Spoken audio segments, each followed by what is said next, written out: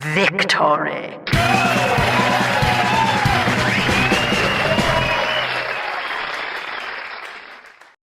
The stork took Spiro back.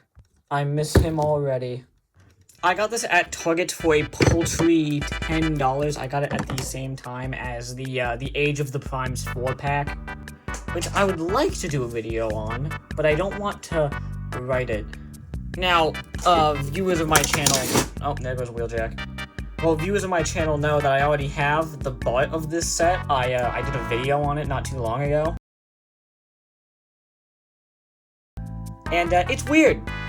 It's a weird figure. It's a thing where I'm used to my Simpsons figures being a little less articulated because of this guy. But I think this is too far in the other direction. I honestly think this might be too articulated. Like, I'm not gonna be putting this guy in McFarlane-level Spider-Man poses, so I don't think he needs the joints to do so. But I have always wanted a full Simpsons family set, so, you know, lucky me. Really, God, he's really just like really far back there. Blast effect is like.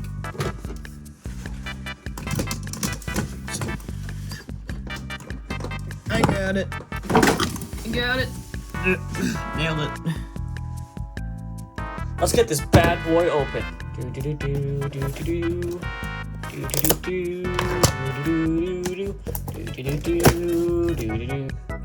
I am realizing none of this is on camera. Stop looking at me with those big old eyes. Might as well get Homer first. They put a plastic tie around Homer's neck, my poor boy. Oh, that's not right. Why is he? Ooh. I don't like that he moves this much. He comes with a box of donuts that has a removable eating donut. Can he hold the donut? Ooh, I don't want to force that. That does not feel like he can hold the donut. Hands are just too closed for me to comfortably say he can hold the donut. I don't think my man can hold the donut. This is a great accessory though. Like, I'm probably gonna take like some Marvel Legends Spider-Man pictures with this.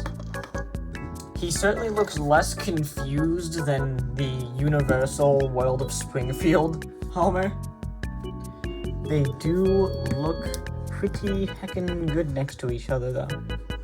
This one's certainly more shiny, but this one's certainly more posable, and they finally figured out how to do the little hair on top correctly. I don't know how you assholes expect me to get Maggie out of here. Okay, I just had to rip the box apart. Maggie is obviously the least articulated of the bunch, but my god, they try. She's got little posable arms, rotation at the head, and a ball joint at the belly/legs. Might as well go over all the articulation while I'm at it. We have a rotation at the head, universal joints at the shoulders, so you can go all the way around. You can go out that far and in that far, but again, that will vary depending on the figure. Rotation at the bicep, universal joints at the elbows that also work as rotations. Marvel Legends style rotations and hinge joints. Ball joint at the waist. Sometimes it rotates, sometimes just a rotation. Sometimes it wiggles, whatever. Ball joints at the legs, hinge joints at the knees, and ball joints at the ankles. You stole RIDO1 Optimus Prime shoes there, buddy. Again, this guy dances around this guy, but it's weird. Weird that it moves this much. Marge brings in an interesting query. How do you make a posable figure with legs while you still have them wear a dress? It is a question that scientists have tried to answer for years, and I'm afraid that this is not the answer. A lot of the time, we end up just with these cuts in the sides of the dresses so that they can move their legs, but most of the time, it doesn't work. Looking in the box, I assumed that this was a much more rubbery material than the rest of her, which, don't get me wrong, it is, but it's nowhere near rubbery enough to get her into, like, dynamic poses. But then again, it's Marge Simpson, what are you gonna do? She's got quite the ass on her. Along with all of the legal stamps. So relax, officer.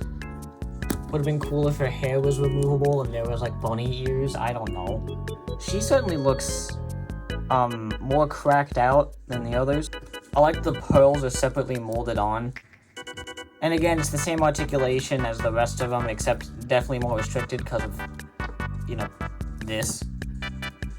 She comes with Meg, and I already went over Meg, so moving on. It's weird that this is the first video I've recorded this year.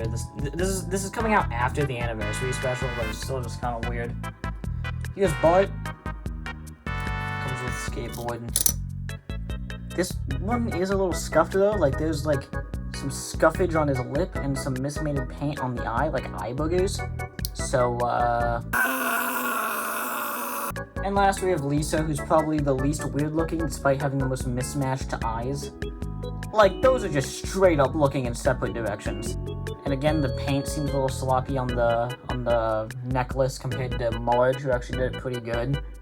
And the articulation is the same as it ever was, and since she's smaller, her dress is also smaller, so less in the way of the leg movement. I just jumped the band director. I got a brand new saxophone. There's a specific handle on the saxophone so that she can hold it, and you know what? I like that. And that's my thoughts on the whole set, pretty much. It's a fun set. If you want a set of the Simpsons figures without breaking the bank Super 7, then this is a pretty great set. I got mine for $10. I'm assuming it's going on sale in other places, so it's pretty heckin' good. It's another thing where I think the articulation is a little too much. I think it's weird that these figures are so articulated.